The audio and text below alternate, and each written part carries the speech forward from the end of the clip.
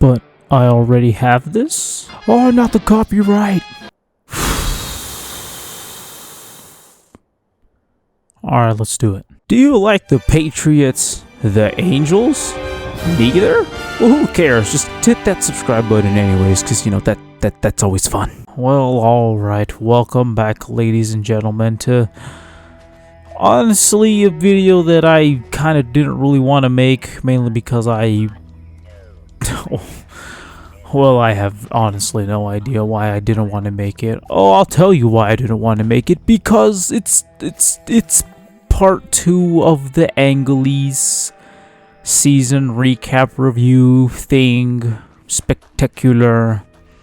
You know the deal. And by you know the deal, I mean, I honestly have no idea. This is the first time I've ever done this on a channel, despite being an Angels fan my whole life and having the freedom to do this for freaking ages. But, yeah, we're not doing this in Fortnite this time, mainly because I didn't want to do it back to back. I thought, oh, you know what, I can just walk around exploring the great Appalachian Mountains and all that stuff in Fallout instead of dying in Fortnite immediately and just sitting back and talking.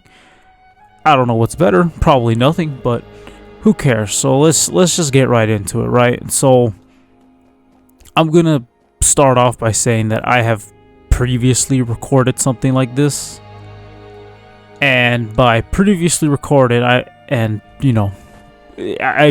mean like I sat down, I spoke about everything, and in the end, I just don't feel that I liked how it all came out. I was kind of all over the place. I think I was playing Fortnite again.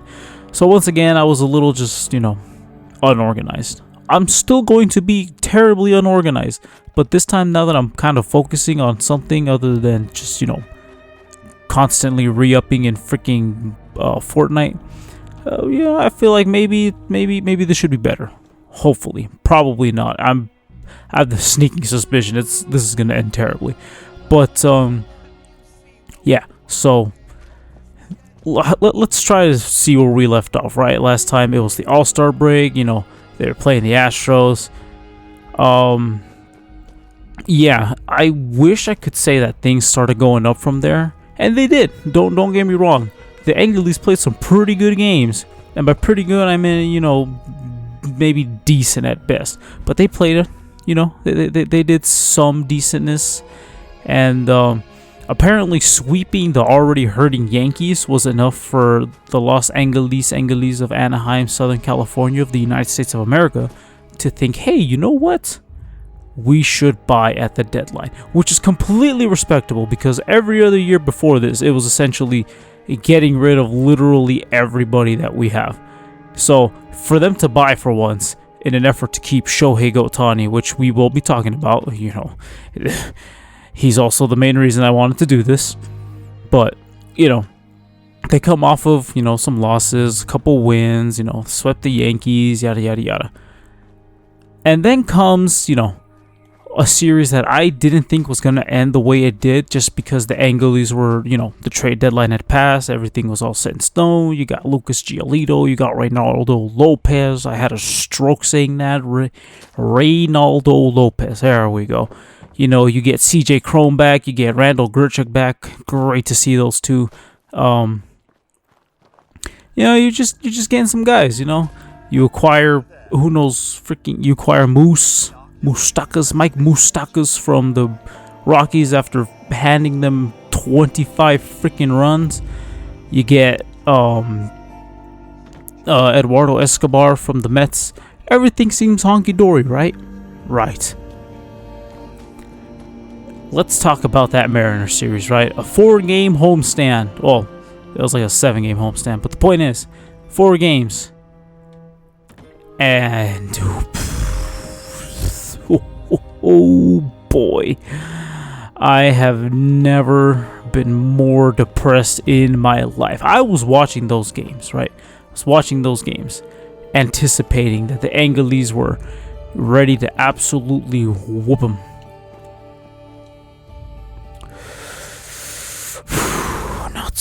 Not so at all.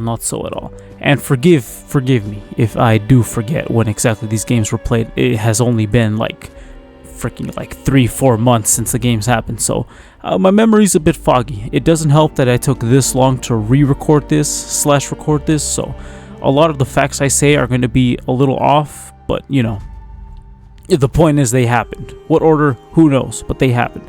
So the Angelies go on to play a 4-game series against the Mariners.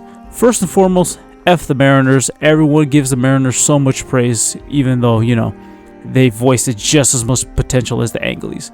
But, you know, the Mariners get to have a scapegoat of being, oh, we made it to the playoffs. Congratulations, but you've never made it to a World Series. The Rockies have made it to a World Series. The Mariners have not. So, you know, F them. So, they come into this series, put up a pretty good fight. Everything is pretty good the first few times around. And then absolutely nothing happens. Like, literally, they get their anuses penetrated. Can I say that? Too bad. I'm saying it. It's human anatomy. They just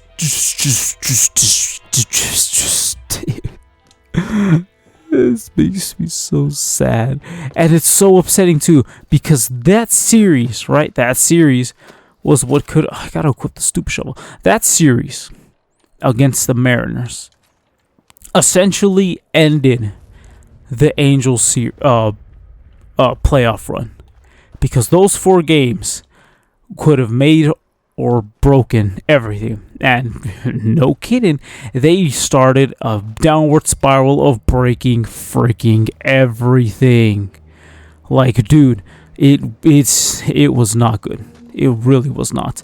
And going back to the, you know, please excuse my dear Aunt Sally, but the Dodger series before the All-Star, the Padres series before the All-Star break, and also the Dodger series directly after the All-Star break also kind of just ruined everything, because that's when everyone else started getting injured. You know, I'm pretty sure I might have talked about that in the last part. I don't know. You're almost going to have to remind me.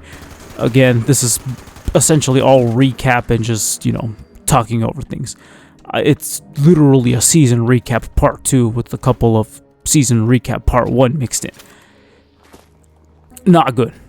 So, you know, we only got swept by a team that should have never gotten their bats hot or anything ready. Like, it's upsetting, because the Mariners had the season that the Angels should have had, right? If everybody was healthy, if Logan O'Hoppe hadn't hurt himself in was it Boston? I think it was either Boston or in freaking New York. If he hadn't hurt himself there, if Neto hadn't gotten hurt in Texas, and that's the upsetting part. That's the beauty of baseball, as they say. There are so many ifs that you just won't get to know. Who knows? Maybe I almost said the Patriots. Maybe the Angels would have made it to the postseason if everybody was healthy. Maybe. Would Max Stassi have made a difference? Oh, by the way, remember how Max Stassi was on leave? He was gone. Well, it turns out he had a premature kid, and he not really talked about it, but, you know, he posted about it, and everyone's like, oh, well, that's forgiven. You know, you don't have to come and play baseball. Like, genuinely good for him for, you know, saying, you know what, I'm not doing this. I gotta go take care of our family. Family matters, you know. So good for Max Stassi taking care of some business and stuff. So, you know, what if he hadn't had done that though? Like, what if he didn't have to? Does it make sense what I'm saying? Like, what if none of that had happened and everything went as smoothly as possible? You know, he came in, he played, and had a normal season, except for freaking, you know, when he had a kid. Who knows? Would Logan O'Hoppe have come out and just been an absolute unit? Would Mickey Moniak? Oh, and that's another thing too. Literally after that Mariner series, and after a few more series where things kind of just ended terribly, everybody literally regressed into absolute donkey balls. Like, it was not good at all. And this is the theme for the second half, right? This is the theme. Genuine, literal, emotional pain.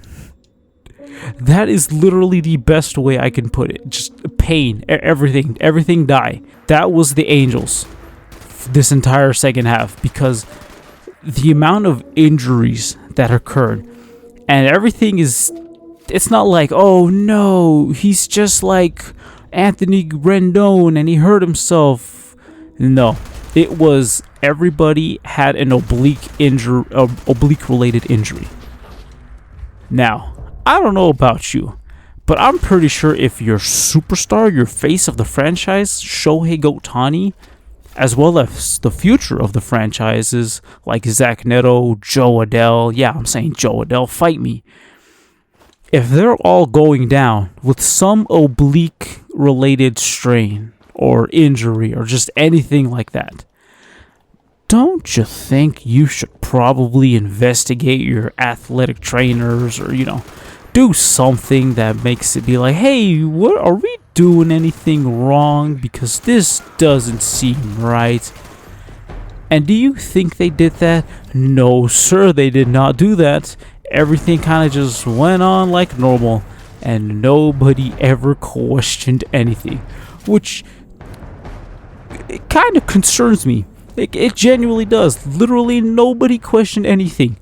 Nobody, not once. And I'm sitting here like, okay, I mean, I get it. It's the middle of the season, end of the season. Injuries are starting to pile up. It's been like 140 games and all that stuff. But still, I'm stuck here. Still, you need to look into that stuff, because these are your future stars. Zach Neto, amazing season. Got hurt because of his oblique injury. Now literally the second half he regressed into mid. He was still a pretty good fielder, like genuinely. Zach Neto was amazing. He still fielded freaking beautifully, doing things that freaking I was just like, oh my god, he did it. But freaking people like Mickey Moniak, even though Mickey Moniak was kind of just sick, a bit of an other injury related things, not really oblique as far as I remember. But people like Mickey Moniak and we all know how Logan O'Hoppe was. But these guys, they didn't, they didn't really get to end on a high note. Like, it was so upsetting just how much they regressed, because a lot of them were just, I mean, it wears on you, dude. All of this stress, like, was it Moniak or was it O'Hoppe? One of the two had a Stephon Diggs moment, and if you don't know what I'm talking about, trust me, just believe me when I say they had their own. Mans thought he was Stephon Diggs because he was just looking at the freaking Minnesota Twins go to the playoffs again. Like, dude, it should have been the Angles, but it wasn't. Anywho, yeah, so no one really questioned any of the freaking athletic trainers. Everyone was just kind of, oh, shame. Which is kind of upsetting, but oh, Lord Almighty. Whew. Nice way to take a breather. But yeah, no one really did anything. I have seen now around like Twitter and stuff that they're looking for some new guys, I think. So at least that's a step in the right direction.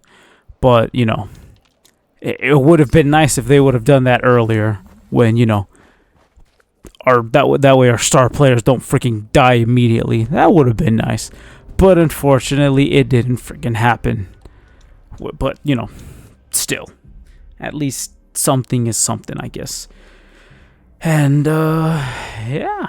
Everything was just pain and misery. Just genuine mediocrity. However, in the midst of all this, there was some good. In the midst of Zach Neto dying, Logan O'Hoppe kind of going out for, well, not really going out for a bit. He had a bit of, he had some cold bats, he had some hot bats. But in the midst of him, Moniak, all of them kind of just becoming mid and regressing, except for their fielding, those were pretty decent.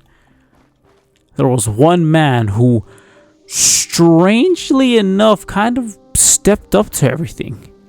And that was essentially the top prospect, but, not anymore, because he's already been called up and he's already played a bunch of games. Nolan Shab, wow. Holy Jesus, this man is a absolute legend, boys. So, in the midst of all this was the draft, you know. Every sport has one. And the Los Angeles picked up a first baseman, Nolan Shanwell. And Nolan Shanwell, at first, you know, he got on base. It was all right. He was doing decent. And then he kept getting on base. And he kept getting on base. And he kept getting on base. It wasn't a hit streak. It was a get on base streak. It was a bit of a difference. Both pretty much just as impressive. And Nolan Shanwell, sweet Jesus, what an absolute legend this man was. He freaking good, dude. He not only broke a record, he's probably still active in a record of getting on base. Is he on? I believe he's either on 28 or 29. He's probably on 27, and I'm just glorifying the numbers. But the point is, he's got a wicked base streak. Yeah, wicked base streak going. It sounds weird saying it out loud, but he's doing it. I have full faith that Nolan Shanwell can beat a freaking, was it like 40 base streak thingy. Full faith in him. He has a good eye. His bats are pretty weak, but that's not important because even when he hits, even though it's a little weak hit, he's still getting on base. And unfortunately, that segues into a lot more problems that the Angles are facing, and that's that these guys just don't have any good plate discipline. Do you know how many times, for as great of a batter that Brandon Drury is? Which, by the way, he was out too, and then he came back, and, you know, once again, mid! For as great as I believe Brandon Drury is, my man's was swinging at dirt like he was Hunter Renfroe, boys. Absolutely atrocious, absolute atrocities. And also, speaking of Hunter Renfroe, we're going to get to this.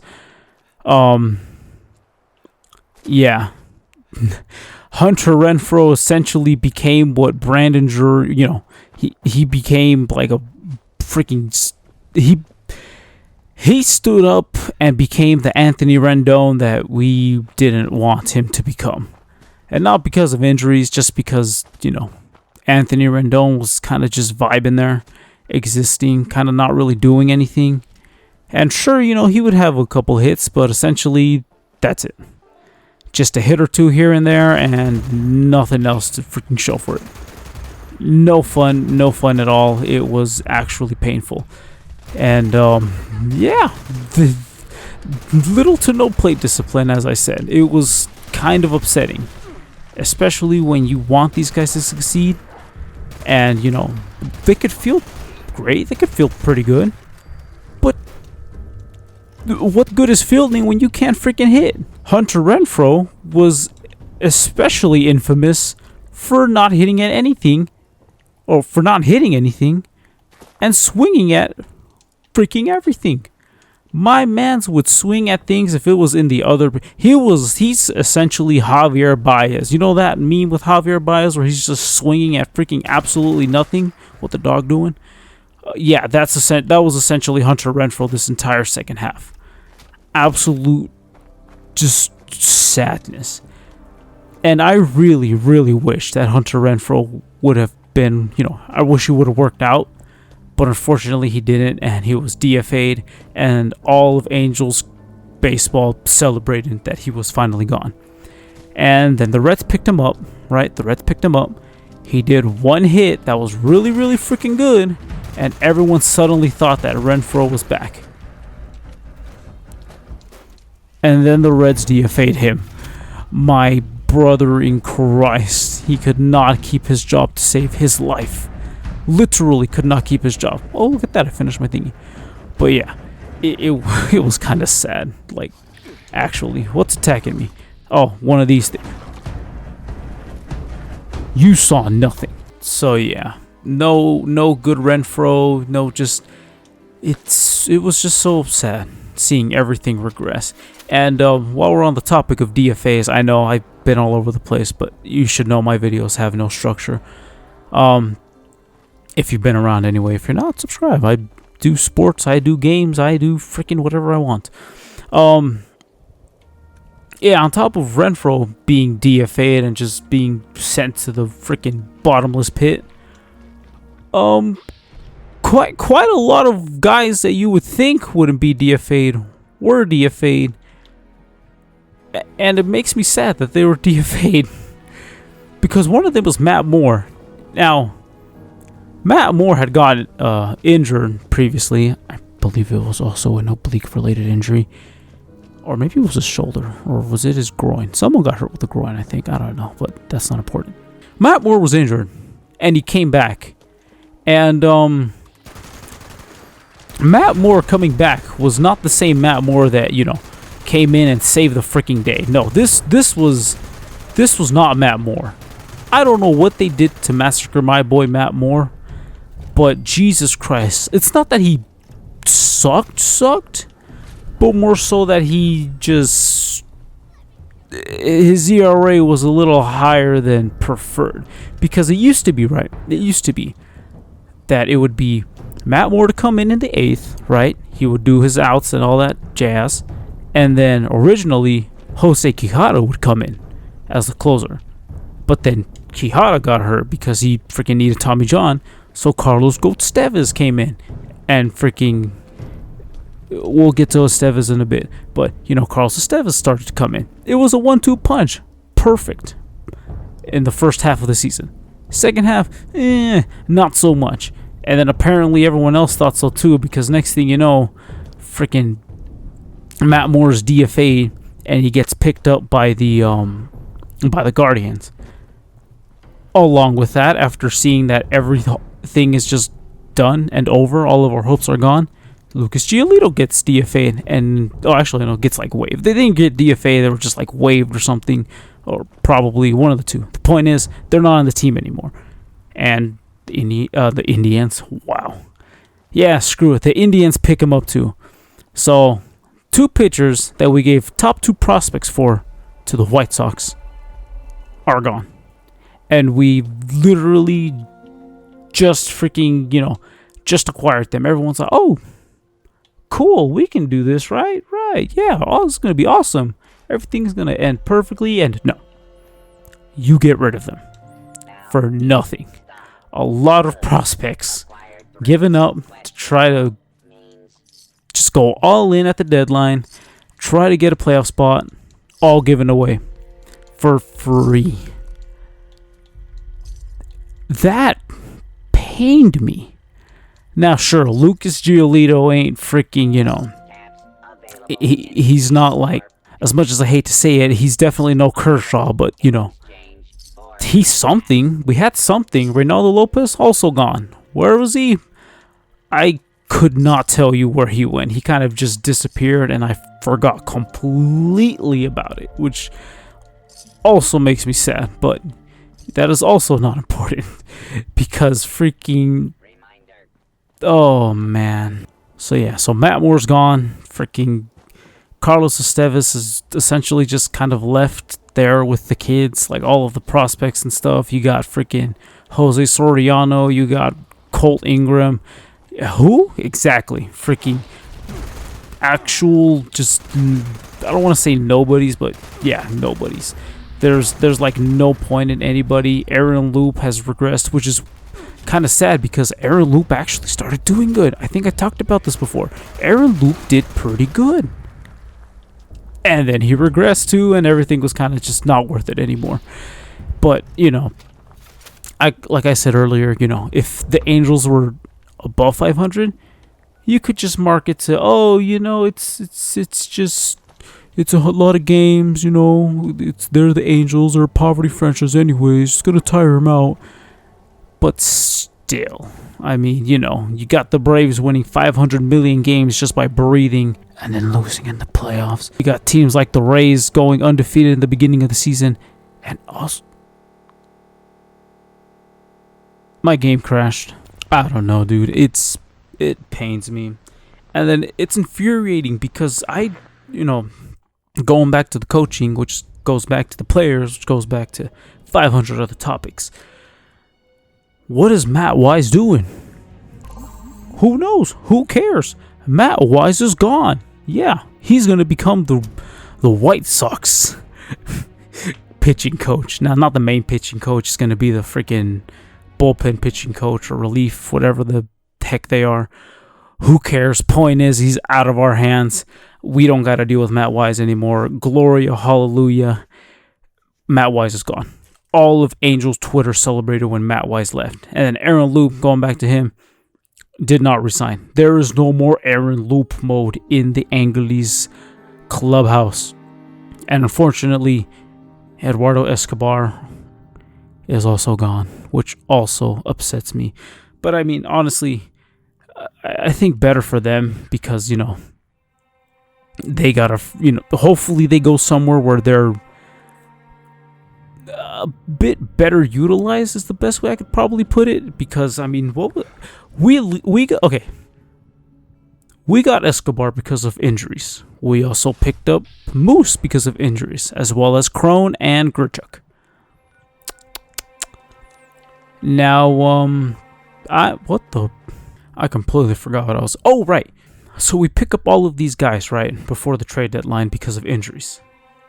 And then most players start coming back. So what do you do with all these guys you picked up? Well, Moose was to pick up, you know, Moose and Escobar were essentially for Rendon, Gio Urshela, you know, those two guys. We got some depth there. And then Brandon Drury goes out, and we decide to call up possibly the biggest parasite that I believe led to the downfall of the Angels and also the Braves. That's right, ladies and gentlemen. I'm talking about superstar Andrew Velasquez, otherwise known as Squid, boys. I genuinely blame the failure of the Angels on Andrew Velasquez because so many times, Andrew Velasquez had chances to save games, and Andrew Velasquez represents what was wrong with the Angels. My man swung at everything, fielded like absolute donkey when he wasn't in the zone, which is 90% of the time, and it just he kind of just existed, and not in a good way. Like Brett Phillips, right? He existed on the team, but he at least brought a spark of joy and a spark of freaking, you know, energy that this team desperately needed.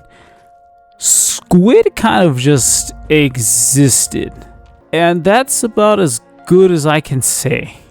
You know, that's all the good I actually am able to output for Squid, because heaven forbid Squid do something useful. What are you people doing? Oh, they're turning at me. That's what they're doing. He hit 2 home runs though. Like I said, he is the amalgamation of the Angles, the incarnation. He is Angles personified. I don't know if I used any of those words right, but Lord help me, I'm going to keep saying them. Yeah, Andrew Velasquez is really just... It is them. What is this? Who are you? That second Ranger series in Arlington. I think it was out there in Arlington. Yeah, Squid. If I get the clip of what Wayne Randazzo said, I'm going to put it right here. And it just personifies exactly how he just kept playing. There's an Ephus pitch that is hit on a hop to short. And Velasquez has been trying to throw it in the Rangers dugout all night. I don't know if I put the clip in, but I gave myself a few seconds to recollect myself. So let's keep going, shall we? Yeah. Andrew Velasquez was literally the poison that killed this team, but by the time they got rid of him and the Braves picked him up, it was too late. He had already left his mark on this godforsaken franchise. And, yeah, seasons in shambles, boys. Ohtani was out. And here's the big thing, right? Here's the big thing. The big 3 superstars, you know, well, technically, Rendon, Trout, Shohei, they're all out on injuries. You're running with your B team. if you could even call it a B team. I would consider Zach Neto part of the big three now because, Shohei's essentially potentially gone. And, all you got is Trout and Rendon. And even then, I don't even think Rendon even cares about baseball anymore. But, you're running with your B team.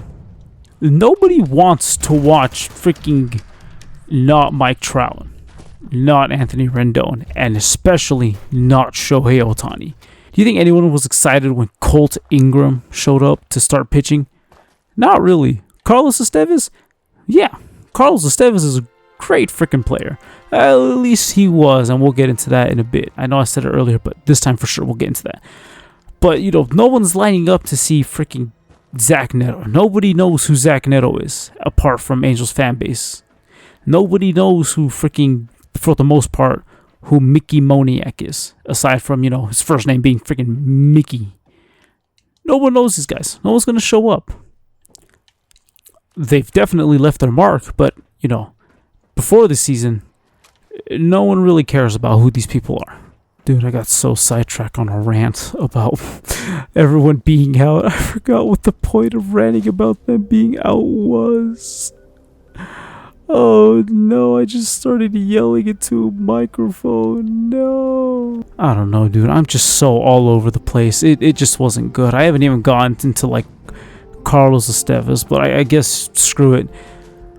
I don't know what happened to Carlos Estevez, dude. As I said, people were excited when he would come out to relieve, try and save games. And he did.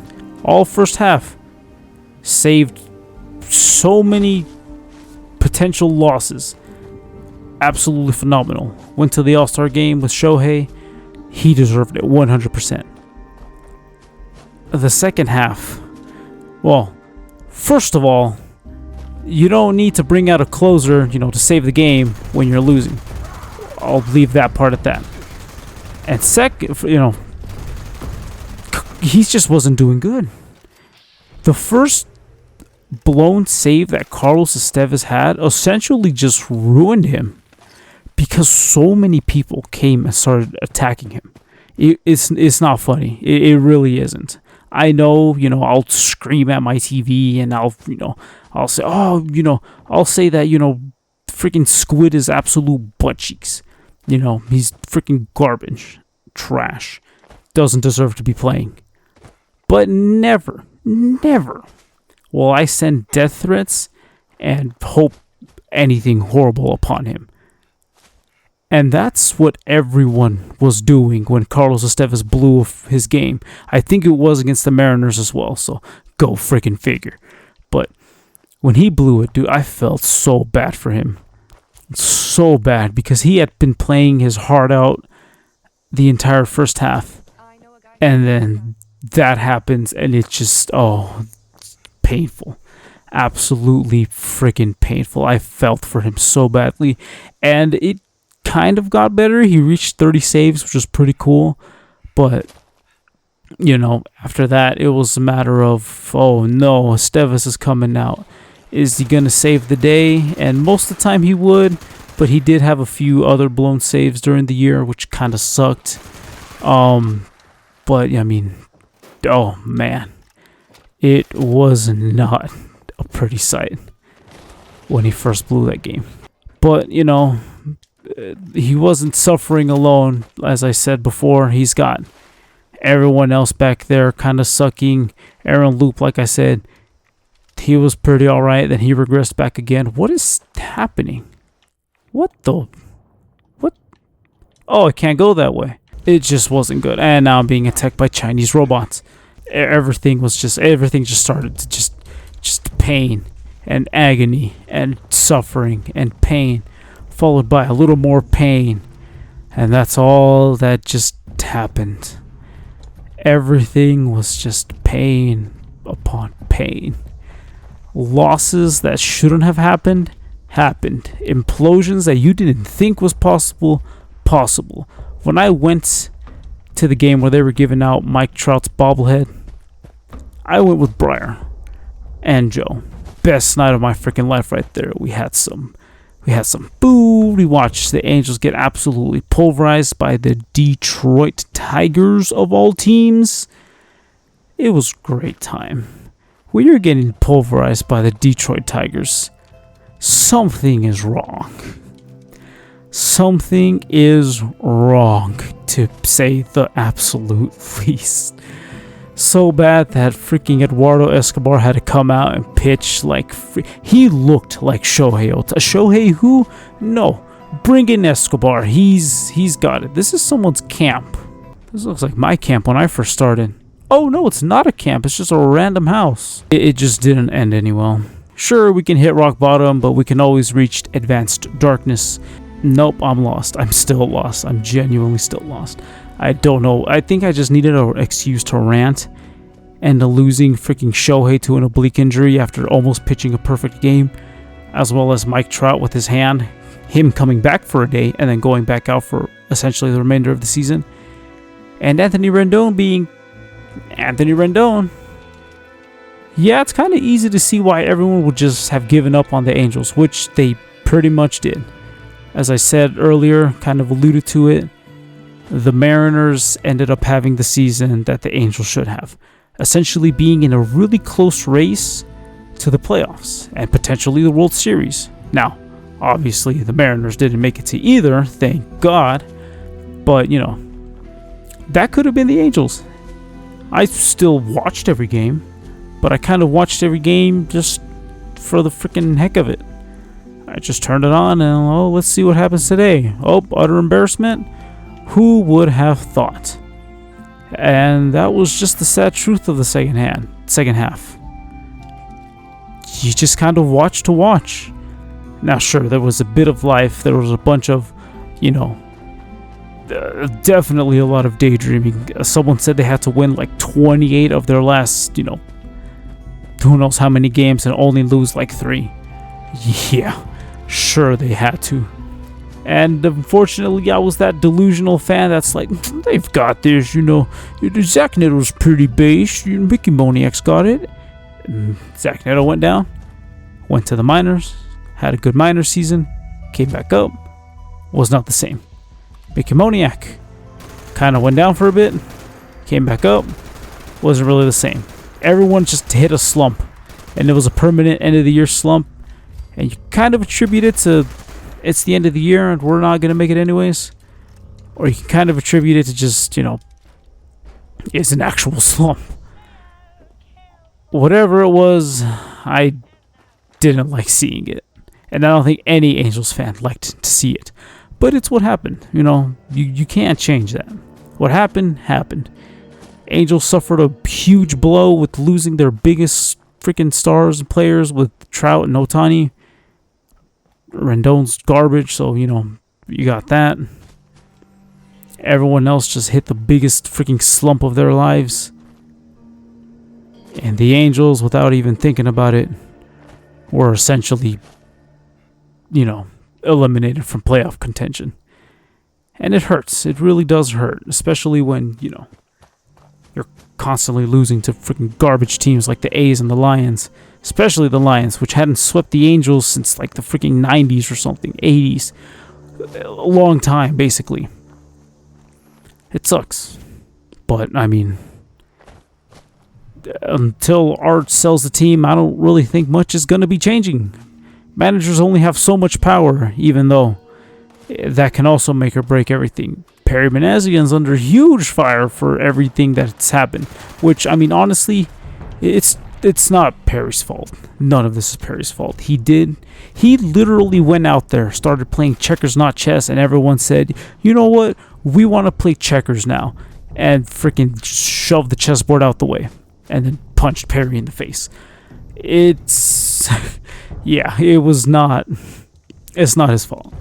Whatever anyone says, none of it is Perry's fault. He managed things as best as he could. Did they have talks with Shohei about offseason and stuff? Who knows? I definitely don't. I wish I would have known, but I would probably have told everyone already. So, you know, don't get mad at him. He's only trying to do his job with whatever Art gives him. Art's still an absolute piece of freaking garbage. So, Who knows? Unless Art decides to change his mind, I don't really think anything's changing, which, it kind of sucks because if he would have sold the team last year, I'm pretty sure we would have been in a much, much better situation. Playoffs, I don't know, but, discussing things with Otani and making sure everything's good, at least some amount of better communication. Yeah, because all we've gotten so far is just... Oh my god, another good rant gone to waste. My wife just walked into the room as I was ranting about Art Moreno, and now I've lost my train of thought, and I don't think I'm ever getting it back. So, without freaking forgetting about stuff again, this is the Angels' second half. Pain and suffering. That's essentially it. Until Art Moreno decides to sell the team, I think that's where I was. I don't think anything's changing, which kind of sucks. Sure, he could say all he wants about, talking with Shohei, but I don't think anything's going to change, unfortunately. I don't think Art has the amount of charisma to be pulling off something slick like that, especially when they've had like 5 years to do something. When you've been sellers for like 5 years with Shohei Ohtani and Mike Trout,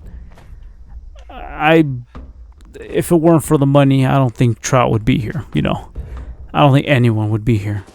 So it's such a surprise that it took this long for Shohei to just be like, you know what? Yeah, even though I'm under contract, I'm done.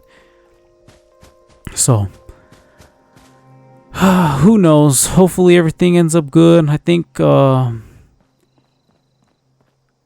there's a bunch of players that have already elected for free agency. Wishing all of them the best. I know Jared Walsh is definitely a figure that has elected free agency, so wishing him nothing but the best. Wishing literally any former Angel nothing but the best. Yes, this includes Shohei Ohtani. I just hope that he does not become a Dodger. I think I'll be fine with literally any other team except the Dodgers and the Yankees, because screw them too. So, yeah. That being said, I don't know, dude.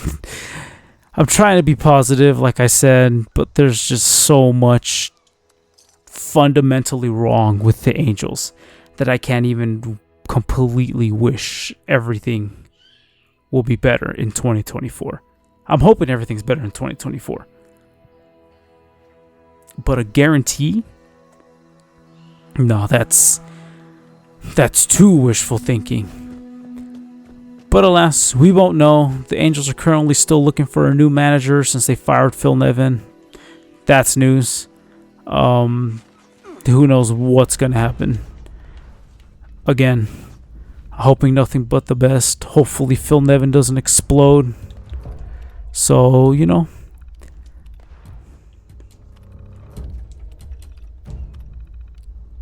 just wishing everybody nothing but the best, Phil Nevin included. Hopefully he doesn't explode wherever he goes. Whatever happens. Yeah, that's literally all I have to say. Hoping for the best. Praying that nothing awful happens. Hopefully Shohei finds a good place if he does leave the Angels, which I'm pretty sure is inevitable. So, yeah. Hopefully Mike Trout's able to coach up these new guys. Hopefully Zach Neto, Moniak, Ohapi, hopefully they can all just thrive here. And even though the Diamondbacks didn't win the World Series, they made it there 20 years ago. And you know who else made it 20 years ago starting next year? Or 22, 21? The point is, you know who made it in between those times? The Angles. So does this mean that the Angles coming to the World Series in 2024 is inevitable? Probably not. I don't know. So yeah. This has been an absolutely horrendous recap of the Angles season. And oh my god. Pretty sure I haven't even scratched the surface of it. But you know what? We'll see how next year goes. Hopefully everything goes good. And yeah, I watch the Ducks now. I'm not going to be covering them because I'm still understanding hockey. So, yeah, as of right now, baseball's over. The off season has begun, or has been going. And let's see what happens. So, with that, I'll see you all next year for some more Angolese baseball coverage.